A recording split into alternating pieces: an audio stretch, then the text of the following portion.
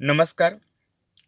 मराठा विद्या प्रसारक समाजाचे कर्मवीर आबासाहेब सोनवणे कला वाणिज्य व विज्ञान महाविद्यालय सटाणा. प्रथम वर्ष वाणिज्य CBCS पॅटर्न 2019. विषय व्यापारी भूगोलाची मूलतत्वे. मी प्राध्यापक प्रवीण पिशार्दूल, सहाय्यक प्राध्यापक भूगोल विभाग. आपणा सर्वांचं मनपूर्वक स्वागत करतो. विद्यार्थी मित्र हो, की तुम्ही प्रथम वर्ष वाणिज्य या विद्याशाखेअंतर्गत प्रथम वर्षासाठी व्यापारी भूगोलाची मूलतत्वे हा विषय अभ्यासक्रमासाठी निवडला, त्याबद्दलही आपले मनपूर्वक अभिनंदन. या विषयाअंतर्गत किंवा या विद्याशाखेअंतर्गत या ठिकाणी आपल्याला CBCS पॅटर्न हा 2019 पासून म्हणजे मागच्याच वर्षापासून लागू करण्यात आलेला आहे. आणि ह्या पॅटर्न अंतर्गत या ठिकाणी first semester, second semester, second इयरला, थर्ड सेमिस्टर, फोर्थ आणि फायनल इयर अर्थात थर्ड इयरला, फिफ्थ अँड सिक्स्थ असे एकूण 6 सेमिस्टर तुम्हाला अभ्यासायचे आहे. ह्या क्रेडिट पॅटर्नमध्ये या ठिकाणी तुम्हाला असाइनमेंट, टेस्ट आणि फायनल एक्झाम, ओरल ह्या अशा पद्धतीचं मूल्यांकन तुमचं होणार आहे. आणि म्हणून ह्या सगळ्याच गोष्टी तुम्हाला अनिवार्य आहेत किंवा तुम्हाला त्या कंपल्सरी आहे. व्यापारी भूगोलाची मूलतत्वे हा मुळातच अतिशय सोपा विषय आहे आणि जास्तीत जास्त मार्क्स मिळवून देणारा किंवा जास्तीत जास्त तुमचे क्रेडिट्स मिळवून देणारा हा विषय आहे. आपल्या ह्या विषयाचं जे नाव आहे व्यापारी भूगोलाची मूलतत्वे, या विषयाअंतर्गत या ठिकाणी एकंदरीत आपल्याला प्रथम सेमिस्टर यासाठी एकूण 4 प्रकरणांचा अभ्यास करायचा आहे. ही जी 4 प्रकरणं आहेत यामध्ये व्यापारी भूगोलाचा परिचय हे प्रथम प्रकरण. यामध्ये व्यापारी भूगोल, अर्थ आणि व्याख्या, व्यापारी भूगोलाचे स्वरूप, व्याप्ती आणि विकास, उपयोजित व्यापारी भूगोलाचे महत्त्व, व्यापारी भूगोलाच्या अभ्यास पद्धती या मुद्द्यांद्वारे आपल्याला हे प्रथम प्रकरण अभ्यासायचं आहे. द्वितीय जे प्रकरण आहे भौगोलिक पर्यावरण आणि वाणिज्य, यामध्ये मानवाचे आर्थिक व्यवसाय, मानवी आर्थिक क्रियांवर परिणाम करणारे घटक या प्रकरणांचा किंवा ह्या मुद्द्यांचा आपल्याला अभ्यास करायचा आहे. तृतीय जे प्रकरण आहे त्या प्रकरणाचं नाव आहे आर्थिक साधन संपत्ती. यामध्ये साधन संपत्तीचे वर्गीकरण, प्रमुख संसाधने, संपत्ती आणि संसाधनांवरील अरिष्टे आणि संसाधनांचे संवर्धन. आणि चतुर्थ जे प्रकरण आहे लोकसंख्या. या प्रकरणामध्ये आपल्याला लोकसंख्या वाढीची पातळी, अर्थ, वैशिष्ट्ये, फायदे आणि तोटे, लोकसंख्या आणि विकास यातील समकालीन मुद्दे आणि भारतातील लोकसंख्येची प्रमुख वैशिष्ट्ये असे एकूण 4 प्रकरणांचा अभ्यास आपल्याला प्रथम सेमिस्टरसाठी करायचा आहे. आज आपण आपलं जे पहिलं प्रकरण आहे व्यापारी भूगोलाचा परिचय, हे प्रकरण आपण अभ्यासणार आहोत.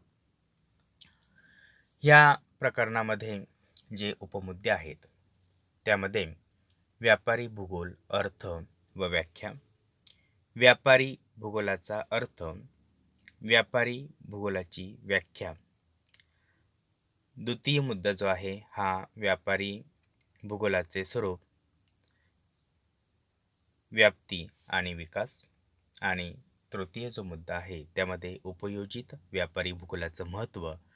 आणि चौथा जो मुद्दा आहे व्यापारी भूगोलाच्या अभ्यास पद्धती. अशा उपमुद्द्यांचा आपल्याला अभ्यास करायचा आहे.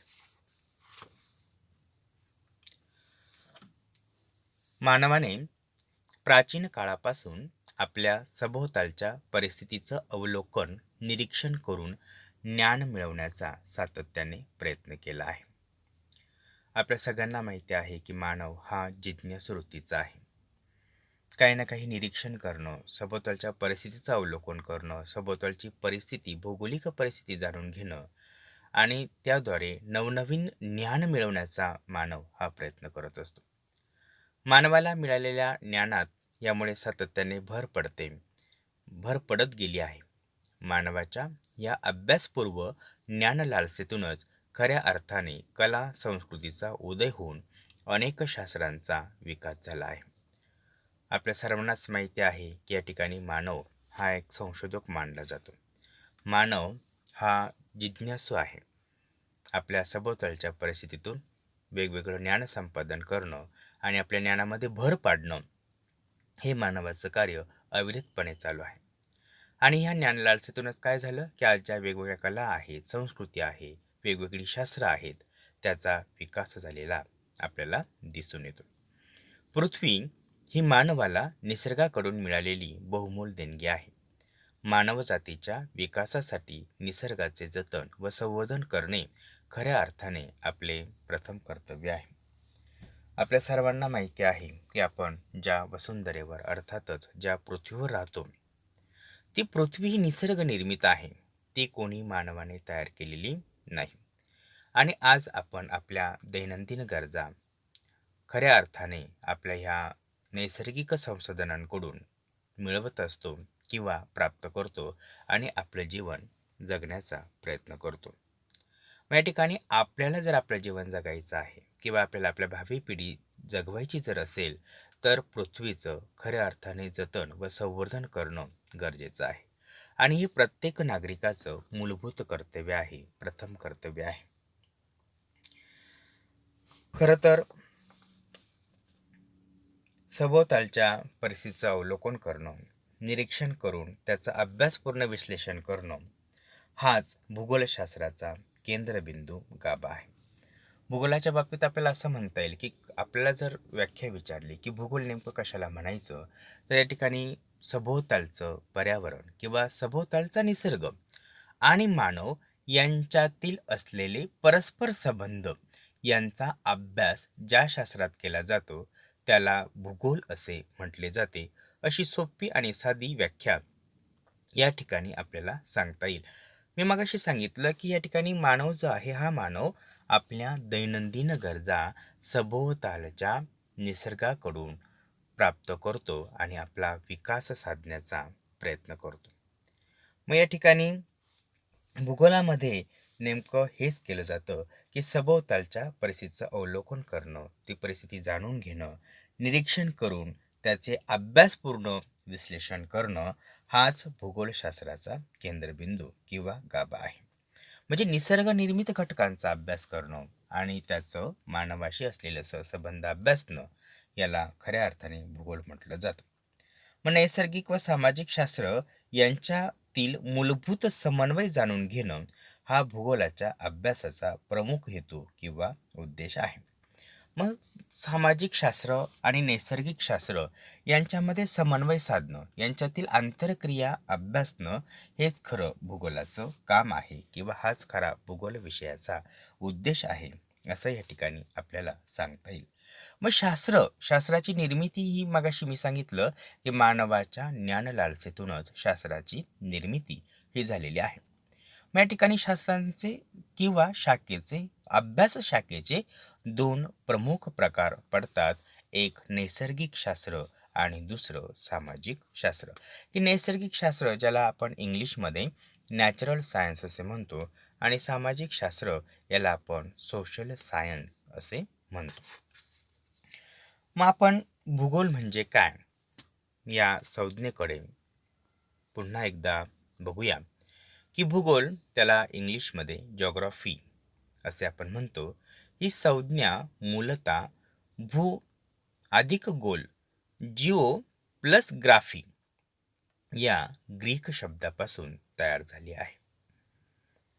भूगोलाची व्याख्या आपण जर पाहिली तर भूगोल ही एक अशी ज्ञानशाखा आहे की जिचा मानव जातीच्या संदर्भात भूपृष्ठाच्या भूविविधतेचा अभ्यास केला जातो, असं रॅडझेल, रिटर आणि पेशेल यांनी सांगितलेलं आहे. मग भूगोल म्हणजे नेमकं काय? की भूगोल ही अशी एक ज्ञानशाखा आहे की जिचा मानव जातीच्या संदर्भात भूपृष्ठाच्या बहुविविधतेचा अभ्यास केला जातो. या ठिकाणी मानव हा पृथ्वी तलावर जीवन जगतो आणि मानवजातीच्या संदर्भामध्ये आपलं जे काही पृथ्वीचं भूपृष्ठ आहे ते भूपृष्ठ एकसारखं नाही. भूपृष्ठावर वेगवेगळी भूरूप, वेगवेगळा निसर्गाचे विविध प्रकार या ठिकाणी आपल्याला दिसून येतात. मग मानव आणि या सभोवतालच्या निसर्गाचा अभ्यास किंवा ह्या दोघांचे संदर्भ ज्या शास्त्रामध्ये लावले जातात किंवा ज्या शास्त्रामध्ये त्याचा विचार केला जातो त्याला भूगोल असे म्हटले जाते, अशी सोपी व्याख्या रॅडझेल, रिटर, पेशल यांनी या ठिकाणी मांडलेली आहे. म्हणजे भूगोल ही अशी ज्ञानशाखा आहे की जिचा मानवजातीच्या संदर्भात भूपृष्ठाच्या भूविविधतेचा अभ्यास केला जातो, की मानव केंद्रस्थानी मानून आणि त्याच्या सभोवताली असलेला त्याचा निसर्ग किंवा त्याचा भूपृष्ठ आणि त्यामध्ये असणारी विविधता यांचा अभ्यास या ठिकाणी केला जातो, असं रॅडझेल, रिटर आणि पेशल यांनी आपल्याला सांगितलेलं आहे. यानंतर आपण भूगोलाच्या प्रमुख ज्या शाखा आहे त्या शाखा या ठिकाणी आपण अभ्यासणार आहोत. त्याही अगोदर भूगोल याची एक साधी सरळ सोपी व्याख्या मी सांगितली की मानव आणि सभोवतालचं पर्यावरण यांच्यामध्ये असलेले सहसंबंध यांचा अभ्यास करणाऱ्या शास्त्राला काय म्हटलं जातं, भूगोल असे म्हटलं जातं, अशी एक सोपी व्याख्या या ठिकाणी आपल्याला करता येईल. त्यानंतर रॅडझेल, पीटरची व्याख्या या ठिकाणी, रॅडझेल, पेशलची व्याख्या या ठिकाणी आपण बघितली. यानंतर भूगोलाच्या प्रमुख शाखा. मग निसर्ग व मानव या दोन घटकांच्या आधारे सविस्तर व सर्वांगीण अभ्यासाच्या दृष्टीने भूगोलाच्या दोन प्रमुख शाखा आहे. एक जी शाखा आहे प्राकृतिक भूगोल आणि दुसरी जी काही शाखा आहे ती म्हणजे मानवी भूगोल. भूगोलाच्या दोन प्रमुख शाखा ह्या आपण कायम लक्षात ठेवूया. त्यामध्ये एक प्राकृतिक भूगोल आणि दुसरं मानवी भूगोल.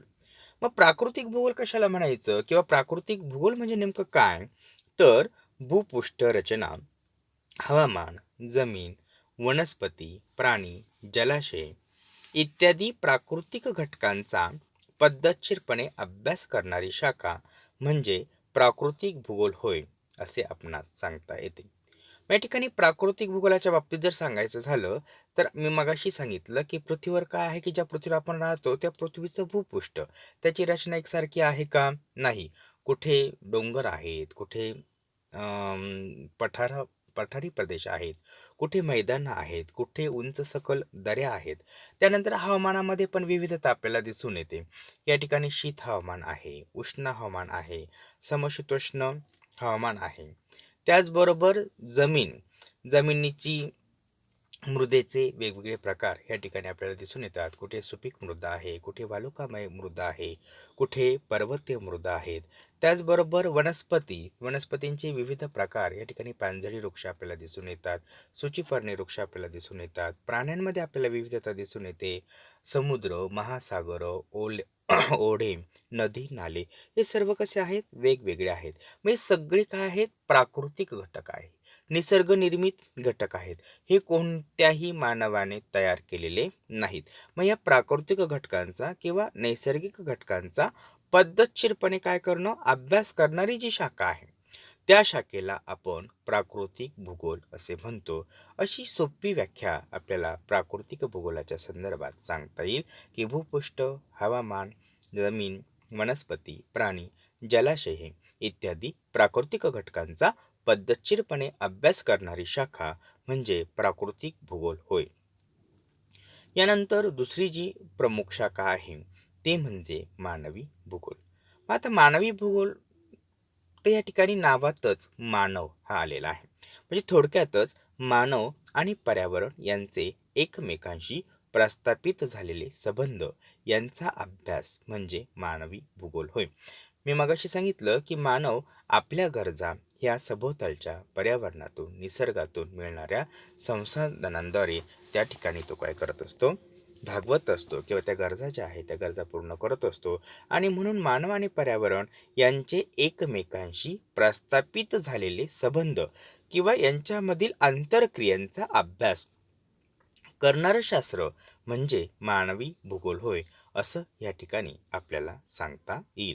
म्हणजे थोडक्यात या ठिकाणी भूगोल आणि भूगोलाच्या दोन प्रमुख ज्या काही शाखा आहेत, एक प्राकृतिक भूगोल आणि दुसरी मानवी भूगोल. या ठिकाणी आपल्याला प्राकृतिक भूगोल म्हणजे काय हे सहजगत्या अवगत झालं असावं आणि मानवी भूगोल म्हणजे नेमकं काय किंवा मानवी भूगोलामध्ये आपण कोणत्या घटकांचा किंवा नेमका कशाचा अभ्यास करतो हे या ठिकाणी आपणास समजले असावे. यानंतर प्राकृतिक भूगोलाच्या उपशाखा या ठिकाणी आपण त्याही बघणार आहोत. मग त्यामध्ये वेगवेगळ्या ज्या शाखा आहेत प्राकृतिक भूगोलाच्या त्या अशा की भूरूपशास्त्र, हवामानशास्त्र, सागरशास्त्र, मृदाशास्त्र, जैविकशास्त्र अशा विविध शाखा या ठिकाणी आपल्याला प्राकृतिक भूगोलाच्या सांगता येतील. मग या ठिकाणी प्राकृतिक भूगोल जो आहे आपल्याला सर्वांनाच माहिती आहे की जे काही प्राकृतिक घटक आहेत, जमीन आहे, पाणी आहे, हवामान आहे, या घटकांचा अभ्यास पद्धतशीरपणे अभ्यास ज्या शाखेमध्ये केला जातो त्याला आपण प्राकृतिक भूगोल असे म्हणतो. आणि म्हणून त्याच्या ज्या काही उपशाखा आहेत प्राकृतिक भूगोलाच्या तर त्या उपशाखा सगळ्या प्राकृतिक घटकांचा अभ्यास करणाऱ्या आहेत. त्यामध्ये भूरूपशास्त्र, हवामानशास्त्र, सागरशास्त्र, मृदाशास्त्र, जैविकशास्त्र या शाखा या ठिकाणी आपल्याला सांगता येतील.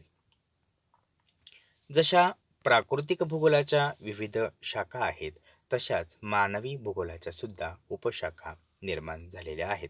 मग यामध्ये आर्थिक भूगोल, व्यापारी भूगोल, सामाजिक भूगोल, इंडस्ट्रियल भूगोल की ज्याला औद्योगिकीकरण भूगोल असं म्हणतात, लोकसंख्या भूगोल, राजकीय भूगोल, कृषी भूगोल, प्रादेशिक भूगोल, वाहतूक भूगोल आणि पर्यावरणीय भूगोल.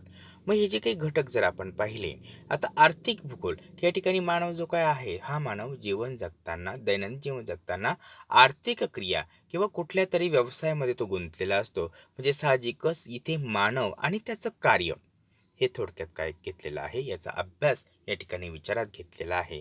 आणि म्हणून म्हणजे ह्या ज्या काही मानवी भूगोलाच्या ज्या वेगवेगळ्या उपशाखा आहे या सगळ्या मानव केंद्रस्थानी मानून त्याच्या सहसंबंधांचा अभ्यास या मानवी भूगोलामध्ये केला जातो. यानंतर आपण पाहिलं की मानवी भूगोलाच्या प्रमुख विद्याशाखेअंतर्गत व्यापारी भूगोल ही एक मानवी भूगोलाची प्रमुख शाखा आहे. आणि म्हणून आज आपण व्यापारी भूगोल अर्थ आणि व्याख्या जाणून घेऊया. मग आर्थिक भूगोलातील एक भाग म्हणून व्यापारी भूगोलाचा अभ्यास केला जातो की ज्यावेळेस व्यापार केव्हा स्थापन होतो किंवा व्यापाराची निर्मिती ही आर्थिक घटकांद्वारे होत असते. आयात निर्यात, पैशांची देवाणघेवाण यातूनच या ठिकाणी व्यापार काय होतो, उदयास येतो. आणि म्हणून आर्थिक भूगोलाचाच एक भाग म्हणून व्यापारी भूगोलाचा अभ्यास केला जातो. मग आर्थिक भूगोल व व्यापारी भूगोलाचा अभ्यास क्षेत्र व स्वरूप यात बरेच साम्य आहे. खरं तर आपल्याला व्यापारी भूगोल हे टोटली आर्थिक भूगोलापासून वेगळं करता येणार नाही, कारण आर्थिक भूगोलाच्या सहसंबंधातूनच व्यापारी भूगोलाची काय झालेली आहे, निर्मिती ही झालेली आहे. मग आर्थिक भूगोल व व्यापारी भूगोलाचा अभ्यास क्षेत्र व स्वरूप यात बरेच साम्य या ठिकाणी आपल्याला सांगता येईल. मग व्यापारी भूगोलामध्ये व्यापारी तत्वानुसार मानवाच्या आर्थिक क्रियांचा अभ्यास केला जातो. मग व्यापारी भूगोलामध्ये नेमकं काय केलं जातं की व्यापारी भूगोलामध्ये व्यापारी तत्वानुसार मानवाच्या आर्थिक क्रियांचा अभ्यास केला जातो. या ठिकाणी मी सांगितलं की मानवाच्या आर्थिक क्रिया आपल्याला अभ्यासायच्या आहे, थोडक्यात आयात निर्यात. मग हे सगळं जे काय आहे याला व्यापारी तत्व, व्यापारी बेस आहे. आणि म्हणून व्यापारी भूगोलामध्ये व्यापारी तत्वानुसार मानवाच्या आर्थिक क्रियांचा अभ्यास केला जातो. मग आर्थिक व व्यापारी भूगोलामध्ये वस्तूचं वितरण, उत्पादन, विनिमय व व्यापार यांचा विस्तृतपणे अभ्यास केला जातो. तर विविध वस्तूंच्या उत्पादनाचे वितरण, उपभोग व विनिमय याचा अभ्यास व्यापारी भूगोलामध्ये केला जातो. या ठिकाणी विविध वस्तूंचं उत्पादन किती झालं, त्याचं वितरण या ठिकाणी आपल्याला कसं करायचं आहे आणि ती वस्तू मार्केटमध्ये कशा पद्धतीने ग्राहक उपभोग घेतो किंवा तो वापरतो किंवा त्याचा उपयोग करतो आणि त्याचं विनिमय कसं आहे की म्हणजे ती वस्तू या ठिकाणी मार्केटमध्ये किंवा बाजारामध्ये त्याचा दर कसा आहे, ती किती रुपयाला विकली गेली पाहिजे, काय असं जे काही स्वरूप जे आहे हे सर्व याचा अभ्यास व्यापारी भूगोलामध्ये केला जातो. त्यानंतर व्यापारी भूगोलाची व्याख्या सविस्तरपणे आपण अभ्यासू. चिशोल्म हा जो काही भूगोल विचारवंत आहे, याने व्यापारी भूगोलाची अशी व्याख्या केली की पृथ्वीवरील विविध प्रकारचे उत्पादन, वितरण, विनिमय आणि उपभोग या संबंधी मानवी प्रयत्नांचा प्रादेशिक दृष्टिकोनातून ज्या शास्त्रीय पद्धतीने अभ्यास केला जातो त्या शाखेला व्यापारी भूगोल असे म्हणतात. मग पृथ्वीवर काय आहे की विविध प्रकारचं उत्पादन या ठिकाणी आपण घेतो. कृषी उत्पादन असेल, औद्योगिक उत्पादन असेल, त्याचबरोबर त्याचं वितरण आणि विनिमय. मी सांगितलं की बाजारामध्ये ती वस्तू किती किमतीला विकली गेली पाहिजे किंवा त्या वस्तूच्या मोबदल्यात वितरित केल्यानंतर त्या वस्तूच्या मोबदल्यात या ठिकाणी त्याचा जो दर आहे तो दर ठरवणं आणि ती वस्तू किती ग्राहक घेतात, म्हणजे थोडक्यात उपयोग किंवा उपभोग या संबंधी मानवी प्रयत्न हे प्रादेशिक दृष्टिकोनातून शास्त्रीय पद्धतीने अभ्यासले जातात. त्या शाखेला व्यापारी भूगोल असं म्हटलं जातं. या ठिकाणी नाशिक हा एक प्रादेशिक विभाग आहे. मग या नाशिक या प्रादेशिक विभागामध्ये समजा आपण कृषी उत्पादन घेतलं तर त्या कृषी उत्पादनाचं कृषी क्षेत्राचं उत्पादन किती आहे, त्याचं वितरण कसं आपल्याला दाखवता येईल, ते कोणत्या ठिकाणी कोणत्या मार्केटमध्ये जाऊन त्याची विक्री करावी किंवा त्याची किंमत किती असावी आणि किती ग्राहक त्या कृषी उत्पादनाला लाभतात, हे सगळे कोणते प्रयत्न आहेत, मानवी प्रयत्न आहेत. आणि हा जो काही सरासरी सगळा अभ्यास आहे, हा अभ्यास ज्या शाखेमध्ये केला जातो त्याला व्यापारी भूगोल असं म्हटलं जातं. यानंतर दुसरा जो काही विचारवंत होता हरी रॉबिन्सन, की आता हरी रॉबिन्सन काय म्हणतो की क्षेत्रीय आंतरक्रिया व जीवनमान सुधारण्यासाठी अभ्यासल्या जाणाऱ्या मार्गाचा भूगोलशास्त्रीय अभ्यास म्हणजे व्यापारी भूगोल होय. की क्षेत्रीय आंतरक्रिया व जीवनमान सुधारण्यासाठी अभ्यासल्या जाणाऱ्या मार्गाचा भूगोलशास्त्रीय अभ्यास म्हणजे व्यापारी भूगोल होय. की मी मग सांगितलं की एखादं क्षेत्र आणि त्या क्षेत्रांमध्ये चालणाऱ्या आंतरक्रिया व जीवनमान सुधारण्यासाठी अभ्यासले जाणारे मार्ग यांचा भौगोलिक दृष्टिकोनातून केलेला अभ्यास म्हणजे व्यापारी भूगोल होय, असं हरी रॉबिन्सन यांनी सांगितलेलं आहे. यानंतर व्यापारी भूगोल स्वरूप, व्याप्ती आणि विकास हे आपण अभ्यासणार आहोत. मग व्यापारी भूगोलाचे जनक चिशोल्म यांनी भौगोलिक घटकास विशेष महत्त्व दिलेलं आहे. या ठिकाणी आपल्याला माहिती हवं की व्यापारी भूगोलाचा जनक हे कोणास म्हटलं जातं. तर व्यापारी भूगोलाचे जनक चिशोल्म यांना संबोधलं जातं. मग यांनी काय केलं की भौगोलिक घटकास विशेष महत्त्व दिलं. त्या भौगोलिक घटक व घटनांची शास्त्रीय पद्धतीने उकल केली जाते. या ठिकाणी भौगोलिक घटक आपल्याला अभ्यासायचे आहेत, पण ते अभ्यासताना त्या ठिकाणी आपल्याला ते शास्त्रीय पद्धतीने अभ्यासायचे आहेत, शास्त्रीय पद्धतीने ते जाणून घ्यायचे आहेत. मग भौगोलिक घटकांचा मानवी जीवनावर व कार्यावर प्रभाव असतो. मी मगाशी सांगितलं की आपलं दैनंदिन जे जीवन आहेत किंवा आपण जे वेगवेगळं कार्य करतो त्या घटकांवर, त्या कार्यावर कशाचा परिणाम पडलेला आहे, कशाचा परिणाम झालेला आहे, भौगोलिक घटकांचा परिणाम झाल्याचं आपल्याला दिसून येतं. मानवाच्या अर्थ व व्यापारीकरणावर भौगोलिक स्थान, समुद्रसपाटीपासूनची उंची, हवामान, भूरचना, मृदा, जलप्रणाली, वनस्पती, खनिजे व प्राणी इत्यादी भौगोलिक घटकांचा जबरदस्त परिणाम होत असल्याचं प्रकर्षानं दिसून येतं. मी तुम्हाला मगाशी सांगितलं की या ठिकाणी मानवी घटक किंवा मानवी जीवन या मानवी जीवनावर भौगोलिक घटकांचा जास्तीत जास्त परिणाम हा होत असतो. मग या ठिकाणी मानवाच्या अर्थ आहेत किंवा व्यापारीकरण जो मानव करत असतो ह्याच्या मानवाच्या आर्थिक क्रिया आहेत. मग या ठिकाणी त्याच्यावर भौगोलिक स्थान, की या ठिकाणी मग सांगितलं की उष्णकटिबंधीय स्थान आहे, शीत प्रदेशीय स्थान आहे, समशीतोष्ण प्रदेशीय स्थान आहे, त्याचबरोबर जमिनीपासून तो भूप्रदेश किती उंचीवर आहे. हवामानामध्ये विविधता आपल्याला आढळून येते. भूरचना, जमीन एकसारखी नाही. मृदा, तिचे प्रकार वेगवेगळे आहेत. पर्जन्य किंवा जलप्रणाली किंवा या ठिकाणी पाण्याची उपलब्धता त्या प्रदेशामध्ये किती आहे. त्याचबरोबर वनस्पती, खनिजे व प्राणी, म्हणजे हे सगळे काय आहेत, भौगोलिक घटक. हे सगळे काय आहेत, प्राकृतिक घटक आहेत. आणि या घटकांचा परिणाम हा मानवी कार्यावर होत असतो किंवा मानवाच्या अर्थ व व्यापारीकरणावर होत असतो, असं चिशोल्म यांनी आपल्याला सांगितलेलं आहे. मग या ठिकाणी आपल्याला असं सांगता येईल की अरेबियन जो काही देश आहे, तर त्या अरेबियन देशात वाळवंटीय पर्यावरणामुळे व्यापार व्यवसाय विकसित व्यापार व्यवसाय विकसित झाला. या ठिकाणी उदाहरणार्थ जर द्यायचं झालं किंवा उदाहरण जर बघायचं झालं किंवा जर आपण बघितलं, तर या ठिकाणी अरेबियन देशात वाळवंटीय पर्यावरणामुळे व्यापार व्यवसाय विकसित झाला. की अरेबियन जे काही देश आहे तर त्या देशामध्ये मोठ्या प्रमाणावर काय होतं आहे, ते मोठ्या प्रमाणावर या ठिकाणी व्यापार जो आहे तो व्यापार आपल्याला दिसून येतो.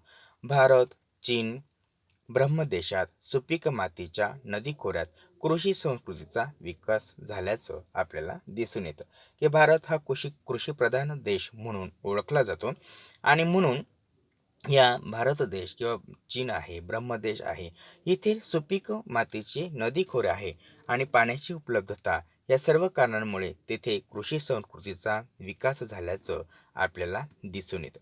त्याचबरोबर ज्वालामुखी, भूप्रभात, धरणीकंप, पूर व चक्रीवादळे इत्यादी भौगोलिक घटनांचा प्रत्यक्ष व अप्रत्यक्ष परिणाम मानवाला सातत्याने जाणवतो. म्हणजे ज्या ज्या काही नैसर्गिक घटना या ठिकाणी घडत आहेत किंवा ज्या काही नैसर्गिक घटना ज्या आहेत त्या या ठिकाणी दिसून येत आहेत, तर या नैसर्गिक घटना ज्या नैसर्गिकता निर्माण होतात आणि त्याचा प्रत्यक्ष किंवा अप्रत्यक्ष परिणाम जो आहे तो परिणाम या ठिकाणी आपल्याला सातत्याने जाणवत असतो. म्हणजे थोडक्यात आपलं जे दैनंदिन जीवन आहे किंवा या ठिकाणी आपल्या ज्या काही क्रिया आहेत, त्या आर्थिक क्रिया असो, त्या व्यापारी क्रिया असो, ह्या आर्थिक आणि व्यापारी क्रियांवर या ठिकाणी भौगोलिक घटकांचा परिणाम हा सातत्याने होत असल्याचं दिसून येतं. आणि त्यामुळे कुठल्या प्रदेशामध्ये व्यापार विकास जर चांगला घडून यायचा असेल, तर साहजिकच त्या प्रदेशामध्ये भौगोलिक घटक तितके अनुकूल असणं गरजेचं आहे, असं या ठिकाणी आपल्याला सांगता येईल.